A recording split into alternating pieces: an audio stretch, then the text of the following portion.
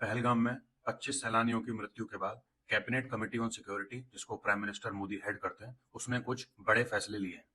Cabinet committee on security की meeting में 5 महत्वपूर्ण फैसले लिए गए, जिसमें से सबसे पहला इंडस वाटर ट्रीटी को इमीडिएट इफेक्ट से सस्पेंड किया जाता है। ये ट्रीटी 19 सितंबर 1960 को हुई थी, जिसे वर्ल्ड बैंक ने मध्यस्थता करी थी। वीडियो को एंड तक देखें और जो लोग नए जुड़े हैं वो कृपया करके सब्सक्राइब भी कर लें, क्योंकि मैं इंडस वाटर ट्रीटी और उससे पाकिस्तान पर होने वाले पूरे इम्पैक्ट को डिटेल में समझाऊंगा। दूसरा बड़ा फैसला ये लिया गया कि जो इंटीग्रेटेड चेक पोस्ट अटारी में है उसे इमीडिएट इफेक्ट से बंद किया जाता है। जो भी लोग प्रॉपर और वैलिड इंडोर्समेंट्स के साथ उस रूट का इस्तेमाल करके आए थे, वो 1 मई 2025 तक वापस जा सकते हैं उस रूट का इस्तेमाल करके। तीसरा बड़ा फैसला ये लिया गया कि सार्क वीजा एग्जेम्पशन स्कीम के तहत अब पाकिस्तानी नेशनल्स को परमिट नहीं दिया जाएगा, और जो लोग यहाँ पे उस वीजा के तहत इंडिया में हैं उन्हें 48 घंटे के अंदर देश छोड़ना होगा। जो ओवरऑल स्ट्रेंथ है हाई कमीशन की, उसको 55 से घटाकर 30 किया जाएगा।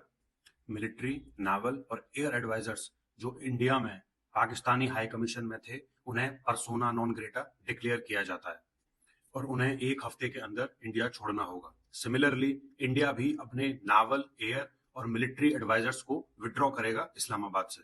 इंडस वाटर ट्रीटी की अगर डिटेल में शुरुआत करें तो ये ट्रीटी 1960 में पंडित नेहरू और मोहम्मद अयूब खान के बीच साइन हुई थी।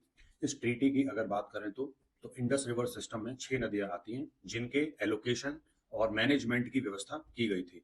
इस रिवर सिस्टम को 2 पार्ट्स में डिवाइड किया गया था, जिसमें ईस्टर्न रिवर सिस्टम, जिसमें रवि, ब्यास और सतलज नदियां आएंगी और जिनका पानी भारत इस्तेमाल करेगा।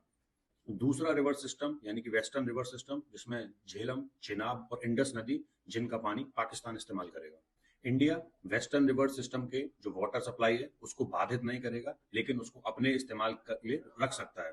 पाकिस्तान की अगर बात करें तो इंडस वाटर रिवर सिस्टम पर उसकी 90% की डिपेंडेंस है, चाहे वो एग्रीकल्चर हो या उसकी वाटर सप्लाई की रिक्वायरमेंट्स हो। इस ट्रीटी के इमीडिएट इफेक्ट से कैंसिल होने की वजह से पाकिस्तान के ऊपर 3 सबसे बड़ी चुनौतियां होंगी, जिसे उसे पार पाना कठिन होगा। अब आतंकियों की बची खुची जमीन को भी मिट्टी में मिलाने का समय आ गया है।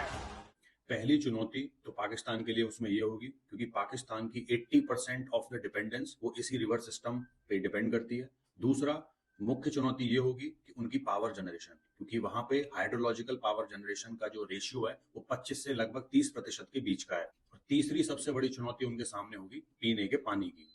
पाकिस्तान के सामने आने वाले समय में, विशेषकर जब गर्मियां शुरू हो रही हैं, serious food and water scarcity होने वाली है।